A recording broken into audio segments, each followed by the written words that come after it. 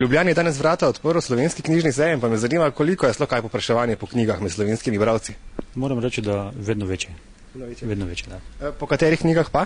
Trenutno je najbolj iskana knjiga 1000 veličastnih sonc in pa Skrivnost. Povpraševanje po knjigah je kar pravzaprav veliko. Mi pravzaprav opažamo porast vsako leto, prodaje.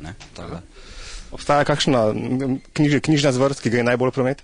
Ja, mogoče bi, to je v bistvu tako vprašanje težko po eni strani, po drugi strani pa lahko bi rekli, otroške knjige se prodajajo, mogoče najboljše od vsega.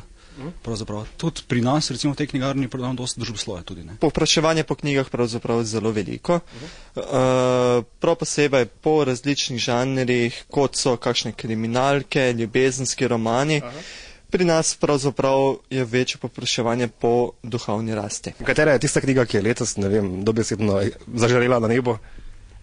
Jaz bi rekel po moji oceni 1000 veličastnih sonc. Ja, zdaj ta 1000 veličastnih sonc, Khaled Hosseini, nagrajenec, je kar fajn se prodala. Pa predvsem, mislim, da pa glavna, največji hit pa je Skrivnost. Mislim, da vse rekorde, kar tale knjigica Secret oziroma po slovenski Skrivnost. Zdaj se bližajo ti praznični časi, ko si bomo podarjali morda tudi knjige. Pa me zanima, za katere knjige se najbolj pričakuje, da se bodo letos podarjale?